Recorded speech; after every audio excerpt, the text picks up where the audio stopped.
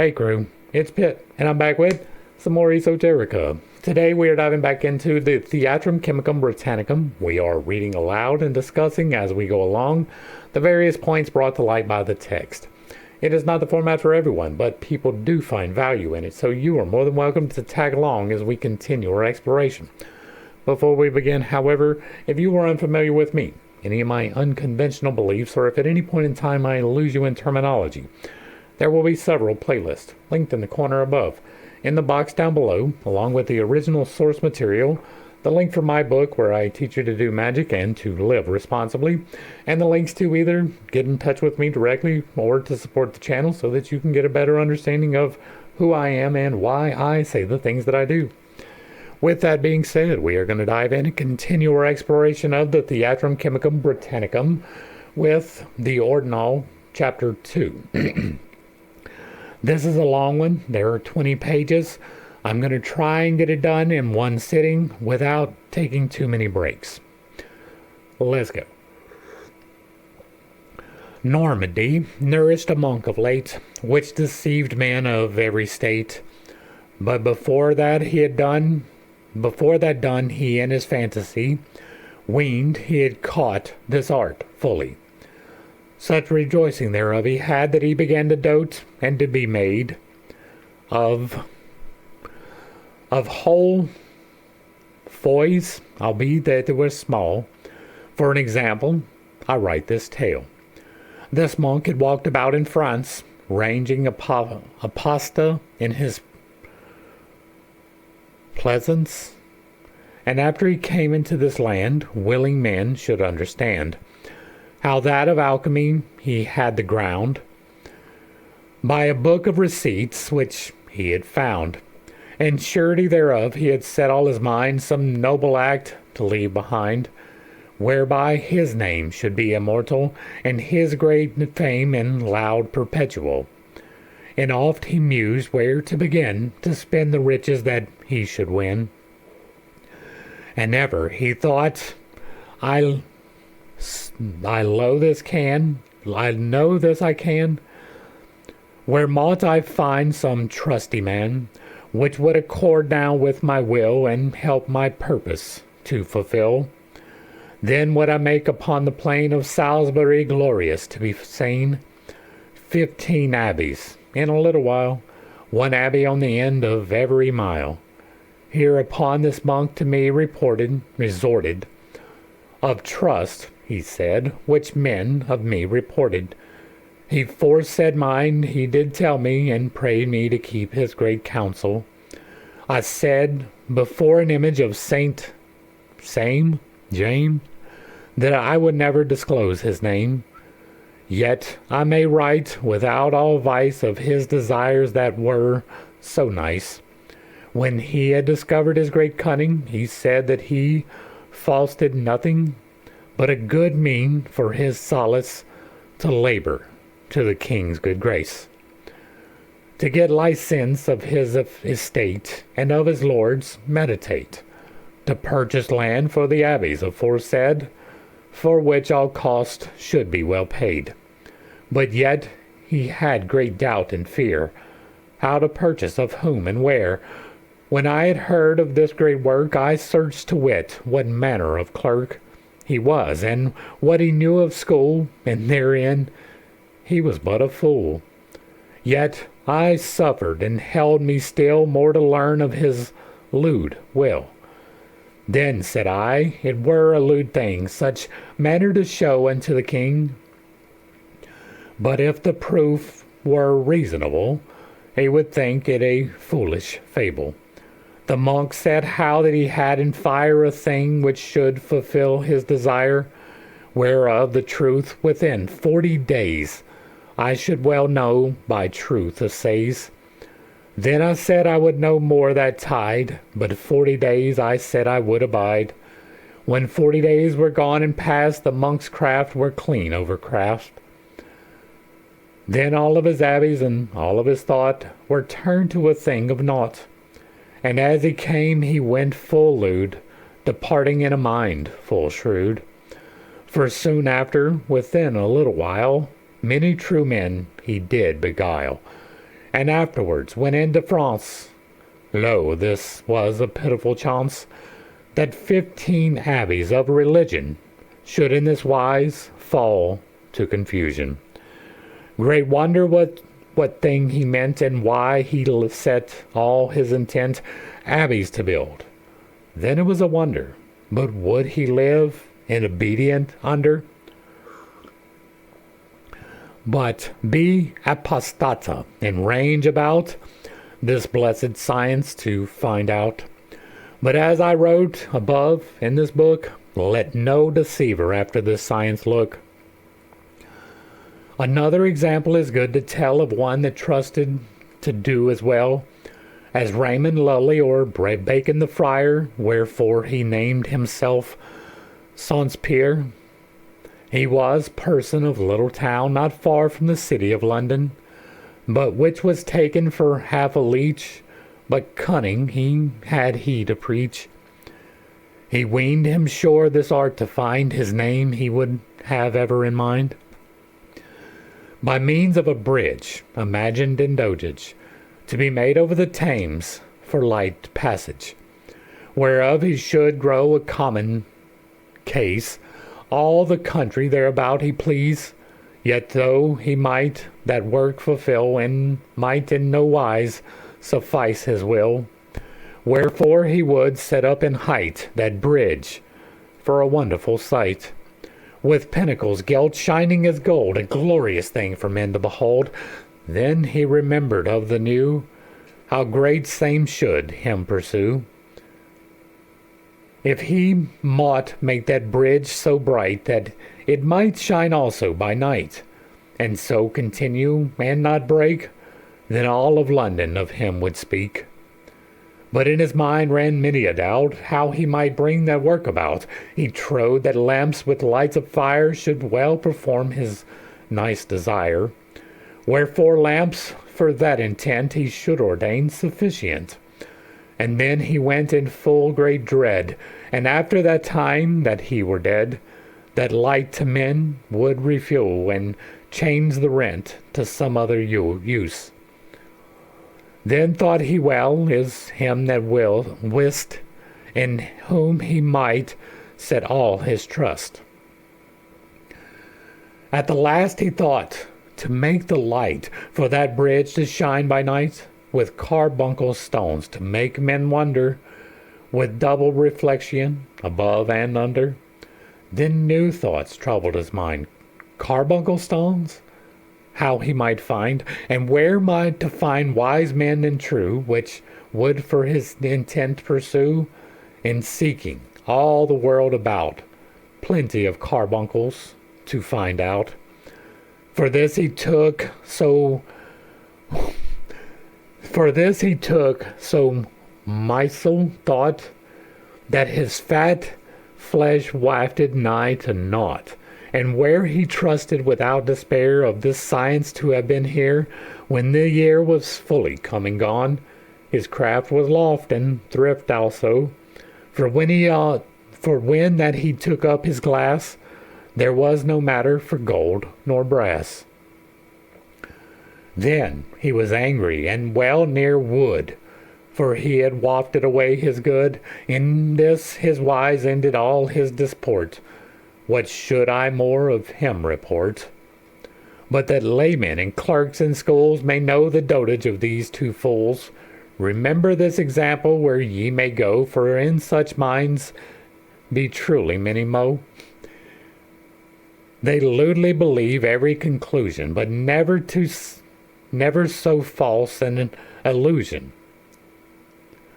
If it in book written they may find, this ween it true, they be so lewd of mind, such lewd and hasty confidence causeth poverty and lewd expense. All right, so what this is telling you right here, right? There's not a whole lot that he is giving history. There's not a lot to expound upon in history. The carbuncles, to me, are going to represent the 7 internal chakras, so obviously he couldn't find them for external use upon the London Bridge, which apparently he built. right? Not the author, but the guy he was talking about that he didn't name, right? I don't know who built the London Bridge. That's not part of my history. But this part right here, right? Remember this example where you go, for in such minds may truly many more. They lewdly believe every conclusion, be it never so false an illusion. If it in book be written, they may find, they ween it true, they be so lewd of mind. That is blindly believing whatever you read. Here, today, in current humanity, we have a new meme for that. It was on the internet. It must be true. Right? That is the saying. I saw it on the internet. It's got to be true. Right? Just because it's written down somewhere does not make it the truth. See the Bible study? All right. Such lewd and hasty confidence causeth poverty and lewd expense. That is true. Believing anything and everything will cause you to be both lewd and broke. Of trust of this artifice joy is nice, for lewd hope is fool's paradise. The true taught children made this confession, Lord, without thee all is digression. For as thou art of our science begin, so without thee be no good ending. I do not know Latin. I'm not going to try. There's an illustration here for those of you just listening. As of the joys of this art have seen, so shall ye now some deal of the pain, albeit contrary to the appetite of them that hath to this science delight. The first pain is to remember in mind how many seeking and how few do find. And yet no man may this science win, but it be taught him before that he begin. He is well learned and full clear wit, which by teaching can surely learn it. Of many diversities he must be sure, which secrets would know of working nature. Yet teaching may not surely avail, but that sometime shall happen a man to fail. And as all that be now dead and gone, failed before they found our stone. So the first pain is that you may not succeed, right? That is true. Many seek, few find. It is a narrow gate, a narrow path, and if you are not willing to stay on the path, you cannot reach the destination. It is that simple, and that is what he is saying. Many people have started the process. Very few people have completed the process. And in example of that, I'm going to give you two fairly good ones, right? Nietzsche. Friedrich Nietzsche began the process. It is obvious from his writings he did not complete it. Carl Jung, the exact same thing. He began the process. He did not complete the process. Both of them would be considered worthy men, well able, full of wit. But they did not have the faith that is necessary to make the commitment that was necessary. That is where they failed. I have covered works where they did. We have done Thus Spoke Zarathustra by Nietzsche, and we have done the Mysterium Conjunctio by Jung, and it was obvious from both of those writings that they had not succeeded. They did not find the stone. They failed before they got there, and they were worthy. Right, both of them were well on the path, well disciplined, well trying. They just didn't get there. Many people start, they don't finish. It's not even necessarily something bad about yourself, right? It requires an extraordinary amount of dedication to get there. One time or another, first time or last, all men failed till true practice were past. Let that sit for a minute, right? All men failed till true practice were past. Yes. No man sooner faileth in heat and cold than does the master which is hasty is and bold. For no man sooner may our work spill than he that is presuming his purpose to fulfill. Right? The work spill means be given to, then purpose to fulfill. Like that you are on a purpose. If you are on the purpose that leads to this, it will show itself. Now, being hasty will make it not, right? There it is. When we talked about in the intro that you walk up this, right? And I recommend that you take at least a week for every single one of these steps on the way up. I mean that, right? Take the time. Do not rush this process. Any part of misalignment will lead to repercussions. The more misaligned, the more the repercussions. But regardless, even if you are perfectly aligned, there will still be negative repercussions. Be aware of that, right? And so take your time. Make sure that you are doing it perfectly, right? Perfect is a big word, but strive for that. But he that shall truly do the deed, he must use providence and ever work with dread. For of all pains, the most grievous pain is for one to fail to begin all again. Every man shall great pain have when he shall first this art covet and crave. He shall oft times change his desire with new tidings which he shall hear. His counsel shall oft times him beguile. For that reason he dreadeth not subtle wile. And oftentimes his mind to and fro with new opinion shall change in woe. And full long time continue in fantasy, a great adventure for him to come thereby. So of this art be ye never too fain, so fain, yet he must taste of many a bitter pain. A pain yet I must show more, against your appetite, though it be full for. It is great pain, as all wife men guess, to wit where a true master is, and if you find him, it will be pain. Of this true love to be certain. For as much as no man may teach but one of the makings of our delicious stone, and albeit ye find him that will ye teach, yet much trouble and pains may ye reach. For if your mind be virtuously set, then the devil will labor you to let. In 3 wives wise to let he will await, with haste, with despair, and with deceit. For dread of virtue which ye may do, when you should attain this grace unto, the first peril aforesaid is of haste, which causes most destruction and waste. We hit that just a minute ago. All actors writing of this art, authors writing of this art, say haste is of the devil's part. The little book writ of the philosopher's feast saith, Omnis fallacianato ex pars diabli eft. Wherefore that man shall soonest speed, which with great leisure wisely will proceed. Upon a say ye shall truly know that he who most hasteth, he truly shall slow. For he with haste shall bring his work a rare, sometimes a month, and sometimes a whole year. A month, okay.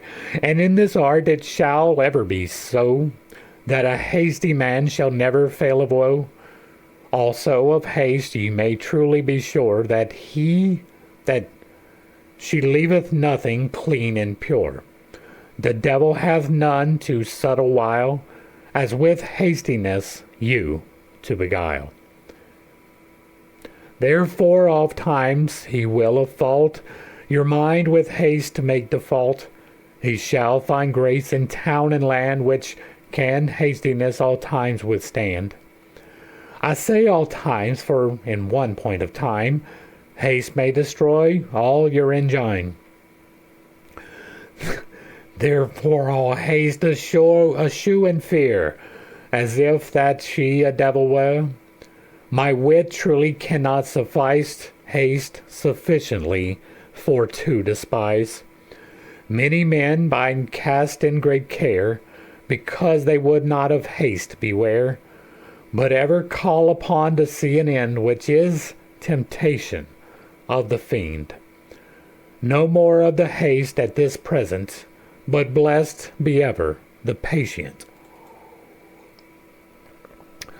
One of these balls, right? This one right here in particular, this is sloth and diligence. This one right here at the third eye. That deals with moving forward or not, right? Diligence is working towards your goals. Sloth is taking your recreation, with the exception of the other, right? Working with no rest and resting with no work. The balance between those is patience, right? Hastiness is diligence in a way, right? Over diligence is going too fast, not taking the time for yourself, not reflecting upon things, not making sure that you fully understand before you proceed. Sloth is the opposite of that, right? It is not taking action at all. It is allowing all things to unfold with no interaction from you. Patience is taking the correct action at the correct time with the faith, which is the next step up. The balancing point between hope and despair is faith. With the faith that taking that step is the right one, right? That is patience. This is a delay for a reason, and so I'm going to sit through it. This is, I'm going to take the appropriate action in the appropriate time. And it is, indeed, one of the balancing points that I use. Patience and haste are definitely oppositional. When with haste the fiend hath no avail, then with despair your mind will assail. Despair is the next step up, right? This was sloth and diligence. This is hope and despair. The balance between hope and despair is faith. Hope is believing that everything will go correctly with no real reason to believe that. Despair is believing everything will go badly with no real reason to believe that. Faith is believing that the next step will lead to the right place. And oft present this sentence to your mind: how many seeking and how few find? Of wiser men than ever were ye, what surety then to you may be? He will move ye to doubt also whether your teacher had it or no, and also how it might so fall, that part he taught you, but not all. Such uncertainty he will cast out, to set your mind with grievous doubt, and so your pains he will repair, with vain hope and with much despair. Against this assault is no defense, but only the virtue of confidence. Confidence and faith can definitely be synonyms. To whom reason should you lead, that you shall have no cause to dread? If you wisely call to your mind the virtuous manners, such as you find in your master and your teacher, so shall you no need to fear. If you consider all circumstances about, whether he taught you for love or for doubt, or whether motion of him began, for it is hard to trust such a man. For he that proffereth hath more than need of you than of you of him to speed. This wise certainly you may well win, before that you your works do begin, when such certainty you truly have. For despair you may be sure and safe. But who can find such a master out, as was my master? Him needeth not to doubt, which right noble was, and fully worthy loud. He loved justice, and abhorred fraud. He was full secret when other men were loud. Loath to be known that hereof aught he could, when men disputed of colors of the rose, he would not speak, but keep himself full close. To whom I labored long in many a day, but he was Solson to prove with straight assay, to search and know of my disposition, with manifold proofs to know my condition, and when he found unfeigned fidelity in my greatest hope, which nothing did see, at last I conquered by grace divine his love, which did to me incline.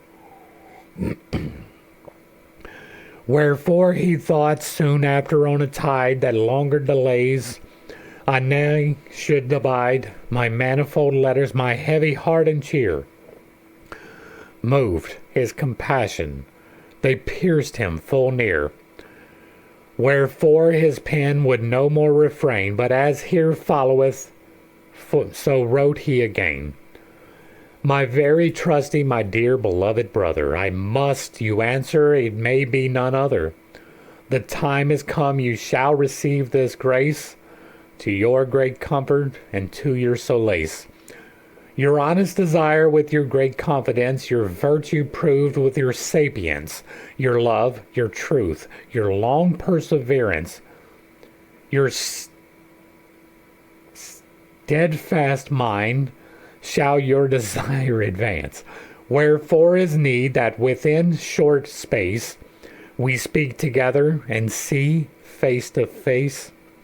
If I should write, I should my fealty break. Therefore mouth to mouth I must needs speak. And when you come mine hire unto this art, I will you make and from this land depart. Now, once again, this was passed mouth to mouth for a multitude of reasons, right? They didn't want everybody having the knowledge because, quite honestly, most people would misuse the knowledge. On top of that, there was the very real threat of discussing these things openly would lead to your death. And so what is being said here is that I'm going to take you as an apprentice in the art, right? Yeah, so we have to see face to face because of that.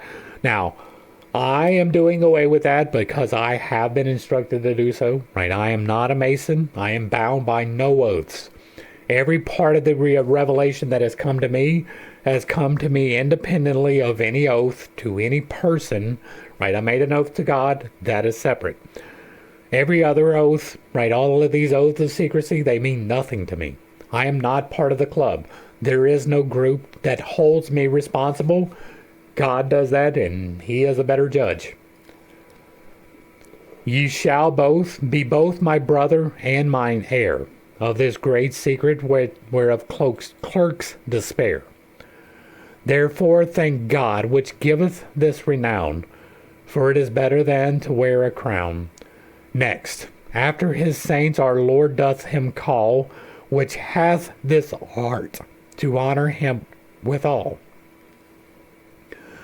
No more to you at this present tide, but hastily to see me dispose you to ride. This letter receiving, I hasted full sore to ride to my master 100 miles and more. That was a much more significant process back in those days than it is today, right? We can move quickly. An hour, that's an hour and a half away, right?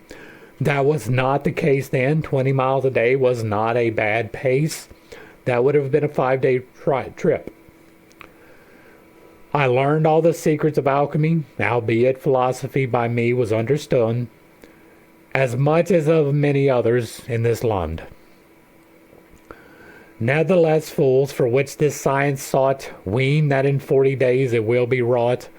Between 40 days' work now ye may see, and 40 days' learning is great diversity. Then dark doubts appeared, to me appeared pure. There found I disclosed in the bonds of nature. The cause of wonders were to me so fair and so reasonable that I could not despair. If your master and ye resemble all about my good master and me, then ye have no doubt. The third impediment, deceit, we call, amongst others to me the worst of all. And that is of servants that should await upon your work, for some can much deceit. Some be negligent, some sleeping by the fire, some be ill-willed, and such shall be your desire. Some be foolish, and some be overbold, some keep no counsel of doctrine to them told. Some be filthy of hands and of sleeves, some meddle strange matters of greatly grieves. Some be drunken, and some use much to jape. Beware of these, if you will hurt, escape. The true be foolish, the witty be false. That one hurts me sore, the other a loss. And then I had my work well wrought, such stale it away and left me naught. Then I remembering the cost, the time, the pain, which I should have to begin again, with heavy heart farewell adieu, said I will no more of alchemy. But how that chance befell the season, few men would believe by reason.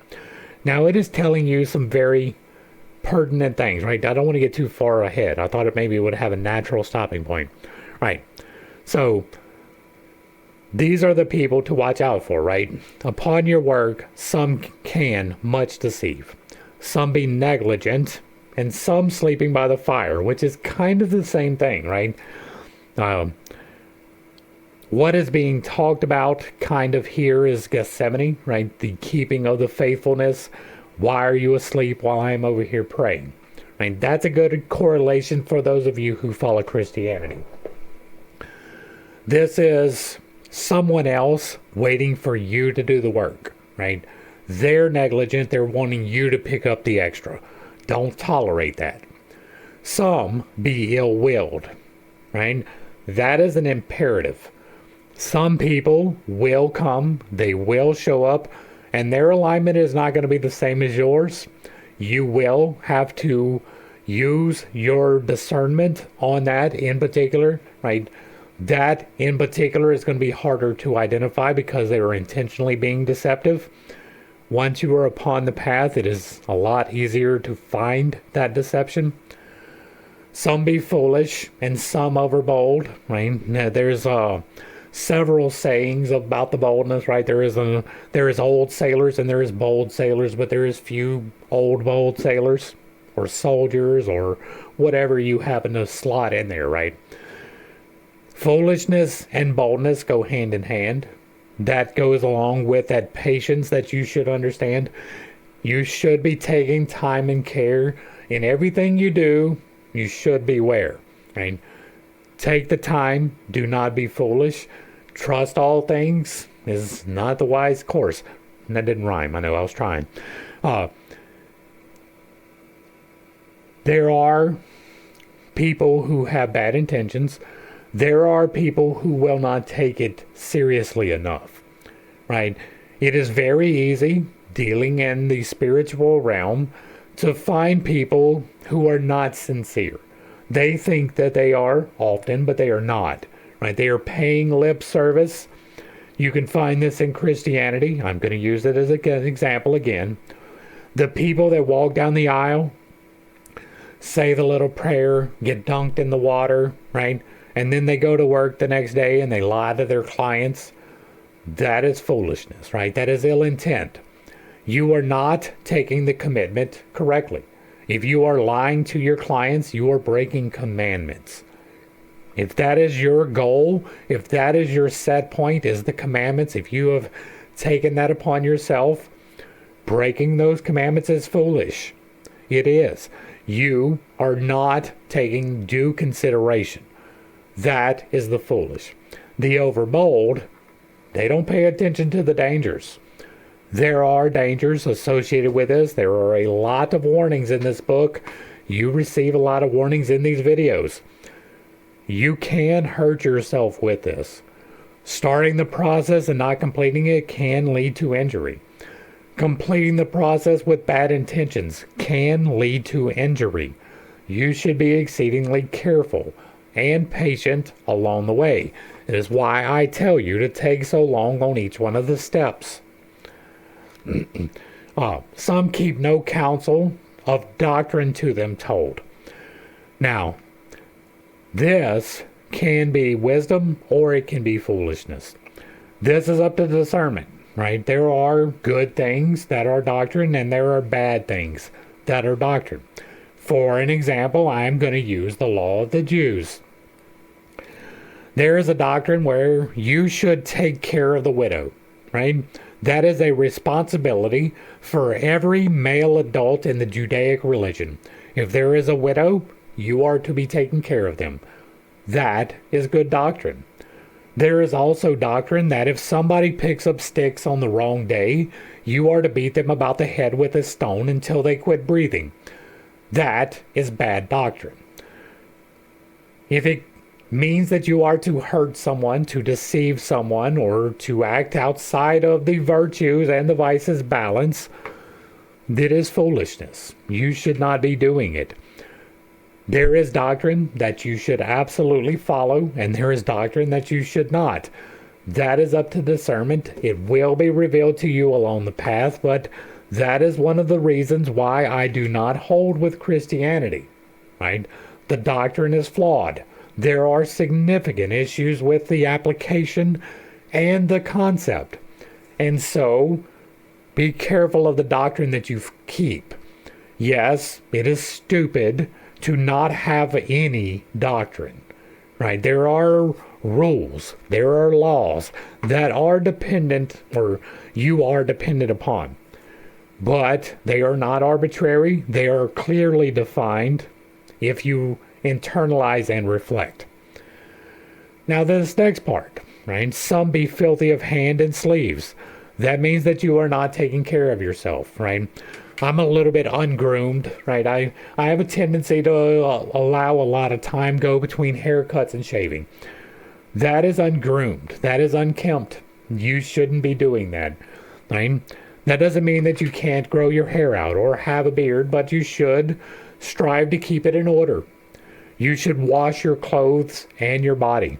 You should endeavor to be as sanitary as you possibly can without developing neuroses around being sanitary, right? Compulsive disorders for washing hands, that's bad. Not ever washing your hands, equally bad. Some meddling strange matters and greatly grieves, right? Be careful the things that you engage yourself in. Don't meddle in strange matters. If it has got nothing to do with you, it will probably cause you grief. Some be drunken, and some use much to jape, right? Being drunken is overtaking of the vice that is gluttony, right? The overconsumption of alcohol is gluttony. Equally bad is the denial of yourself for those things. Alcohol has a place and a time. That doesn't mean that you have to drink, but you can drink in moderation. Don't drink to the point of excess. And some use much to jape, right? That is being too lighthearted. That is not giving due seriousness to things that are serious. Right? If you are constantly making a joke out of things, there is some internal reflection that needs to happen. The class clowns are, generally speaking, the most injured. Beware of this if you will hurt escape. All of that is good advice, right? Except possibly the doctrine one. All right, we were way down here. All right. I will know more of alchemy, but how that chance befell that season. Few men would believe by reason, yet 10 persons be witness true all, how that mishaps did me befall, which might not be only by man, without the devil as they can.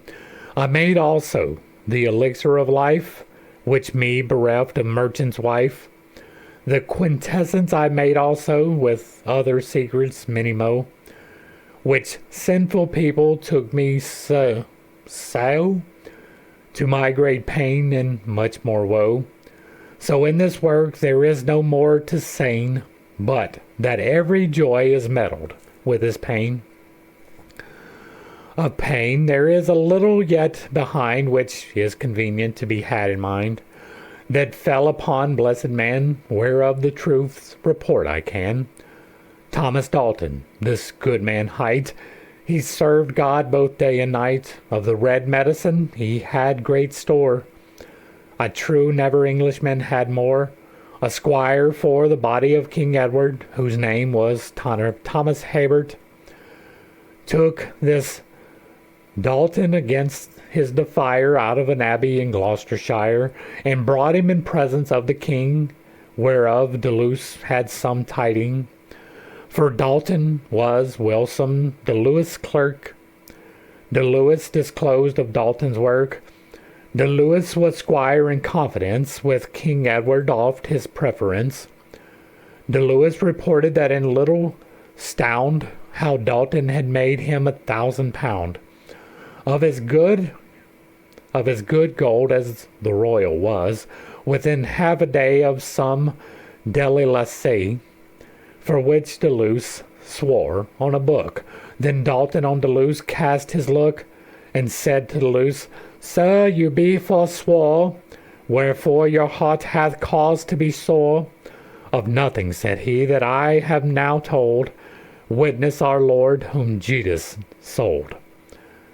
But once, said De Lewis, I swear to thee that thou shouldest not be uttered by me, which I may break well I understand, for the king's will and for all his land. Then, said Dalton full soberly, this answer voideth no perjury. How should the king in you have confidence? Your untrue confesseth his preference. But, sir, said Dalton, to the king's grace, I have been troubled oft in many a place for this medicine grievously and sore, and now I thought it should hurt me no more. Wherefore in the abbey I was, take, I cast in a foul and common lake, going to the river which doth ebb and flow, there is destroyed as much riches no. I would have served to the Holy Land for 20,000 men upon a band. I kept it long for our Lord's blessed sake, to help a king which that journey would make. Alas, Dalton then said the king, it was falsely done to spill such a thing. He would have Dalton to make it again. Dalton said it might not be certain. Why, said the king, how came ye thereby? He said, by a canon of Lichfield truly, whose works Dalton kept diligently. Many years till that canon must die. For his service he said in that space, the canon gave him all that thereof was. The king gave to Dalton marks 4, with liberty to go where he would that hour. Then was the king in his hurt sore that he had not known Dalton before. And ever it happened, without leasing, that tyrants be full nigh to a king. For Herbert laid Dalton in wait, and brought him to Stepney with the seat. The fervents of Herbert the money took way, which the king gave to Dalton that day. And after Herbert carried Dalton far, from thence to Castle of Gloucestershire, there was Dalton printer full longe. Herbert to Dalton did mickle wrong, for thence had he him to prison fast, to Troy, till 4 years were nigh past, and after he brought him out to die, Dalton to death obeyed low lie, and said, Lord Foos, blessed thou be, methinks I have been too long from thee. A science thou gavest me with full charge, full great charge, which I have kept without outrage. I found no man yet apt thereto, to be mine heir when I am gone. Sorry. Wherefore, sweet Lord, now I am fain to resign this thy gift to thee again. Then Dalton made devout prayers, and still with smiling cheer he said, now do your will. When Herbert saw him go so glad to die, then ran water from Herbert's eyes. For prison and death could him not avail, to win this art his craft did him fail. Now let him go, said Herbert then, for he shall never hurt the perfect man. But then when Dalton from the block should rise, he looked forth in full heavy wise, and so departed with full heavy cheer. It was not his will to live 1 year. This was his pain, as I you tell, by men that had no dread of hell.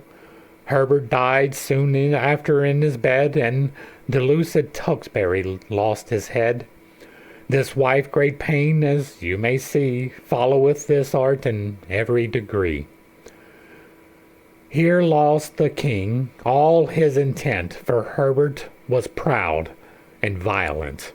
So noble a man to oppress with pride, and like a felon him lead and guide, whereby that by goodness, patience, and grace, there might have grown full great solace. As well to the king you may understand, as for a thief of commons of this land. But wonder not that grace did not fall, for sin reigneth of this land over all. Lo, here was grace full ready at hand, to have ceased taxes and tillages of this land, whereby much love and grace would have be between knighthood and priesthood and commonality. Here you may feel how vicious violence may not purchase the virtue of sapience. This is I'm not stopping it because it's history again, but this is a lamentation about not finding an apprentice, right? Not being able to find 1 man in 100 who are able to take up the mantle and move forward. That is a very real thing, right? One of the key points of having to do this on the internet is because it is difficult to find in the real world. For vice and virtue be things contrary, therefore the vicious may not come thereby. If vicious men learn this science, they would therewith do wondrous violence, and with ambitiousness grow evermore worse of conditions than they were before. Now is this chapter of joy and pain gone. The chapter following showeth matters of our stone. I believe that's going to bring us into chapter 3. That's going to bring us to the end of part 2. And here at the end, we got another thing, right? The virtues and vices are real, right? There is love and wrath. They exist. There is a balance between them that is kindness. If you lean too far towards wrath, viciousness, you will achieve viciousness if you are upon the path. The things that I talk about are fully capable of being done if you are misaligned. It is one of the reasons why secrecy was so great. I am taking upon myself the understanding that almost nobody will make it through any of these studies. It may wind up being millions of people. That is still a small percentage of billions, right? Very few people have what it takes to walk this path. And by have what it takes, I mean are willing to do it, not that it is missing from them. You know how to operate with kindness. You know all of the laws, right? The laws are signified right here, every single one of them, right? There is love and wrath, the binder is kindness, right? You want people to be kind to you. You don't want anyone to hurt you. You want people to love you appropriately. That is kindness. The law of God is kindness. There's lust and chastity. You know that you want a sexual partner. You know that it is not right to have sex with everyone. The balance between them is sacred union, right? If you are either way leaned in the wrong direction, either towards the virtue or the vice, then you will not receive the fullness of the plan, right? You will not receive the benefits of the sword of discernment. You will be able to use it. You can pick up any sword. But to be able to use the sword, you have to be trained in the use of the sword. You have to practice with it extensively, or you can hurt yourself or anyone around you. It is the same with the sword of discernment. It is the same with the sword of manifestation, the sword of power, the dagger of creation. It is the exact same. You have to be diligent. You have to take every single step as though it was an intentional step. You can no longer give yourself over to wrath. That's one that I still struggle with, right? You can no longer give yourself over to lust, but equally, you cannot give yourself over entirely to love. There are people who are intentionally misaligned with the betterment of humankind, which means that they are intentionally aligned with the detriment of humankind. You are not to show love to them. You are to show kindness to them. Treat them as though they are a human being, but do not take their actions as though they are correct. Giving love to someone is by them doing good actions. I know that sounds greedy. It's not, right? If you are giving love to someone who is not taking correct actions, that's not love. That's deceit. There is a balance between all of these things that you have to find, right? You have to decide where your kindness line is, where your sacred union line is, where your moderation line is, where your generosity line is. Generosity, that's the one I couldn't remember earlier. The balance between kindness and charity is generosity, giving appropriately to get to the appropriate destination. All of this is to say, right, they had a tendency, and this is a wrong tendency, one of the things that we are correcting as we go along, to lean into the vices to the exclusion of the virtues, or lean into the virtues with the exclusion of the vices. And that is not necessarily correct. There is a time to use all of the vices. That is why God gave them to you. Your tendencies in this are indicators of truth, right? If you are tending towards wrath, something made you mad. Something is the opposite of love in your life, and you need to reflect and find what that is. If you are over-consuming of the mortal coil, whether that be lustfully or gluttonously, there is something misaligned in your life. You need to find out what that is and correct it. But at the same time, if you are not having sexual relations because you think that that makes you better, you are dealing with pride. There is something misaligned. You need to fix yourself. The same is true with love. The same is true with charity. You can give away too much. You can give to people who do not deserve it, right? And you think that that's an expression of love, but you are enabling them to not enable themselves, right? The welfare state, that is a problem. Not that we should not provide for those who need it, but we've created a dependent state. That is the overgiving of charity and love. We did it wrong. We need to correct. There's something to reflect upon about ourselves. That is going to bring us to the end of this chapter. It's chapter 2? Yeah, chapter 2. Hopefully, I brought a little bit of enlightenment and not too much confusion to a somewhat difficult reading. I didn't have a whole lot to add to this. I understand I hold some unconventional beliefs, and I have a tendency to step on toes. It is not intentional, but I do not apologize for it. I don't have a lot to add to this, right? There were some pertinent points. I feel like I hit those well enough, but most of this was just reading about history, right? All of this creation of the bridge, I'm sure it happened, right? But it's just history. This going to the king, it happened, but it's history. Right? And so it's nothing for me to really correct or to confirm, which we are doing both, correcting and confirming. And so I just don't have a whole lot to add. If you like what I'm doing over here, let me know down below. Give me a like, a share, a follow. Throw me a comment. If you agree or disagree with anything that was stated, put it in the box down below. And if it remains respectful, it gets to remain up. If you really like what I'm doing over here, hit me with that super thanks. Consider joining for a membership, picking up a copy of my book where I teach you all of this in less poetic language, or contacting me directly or reaching out and supporting the channel through the links provided down below. To the crew, thanks for hanging out. I appreciate every single minute that you are here with me, and I am praying for you every single day. Until next time, I love you. God loves you. You are perfect, whole, and complete just the way that you are. And this has been pittstake. Peace.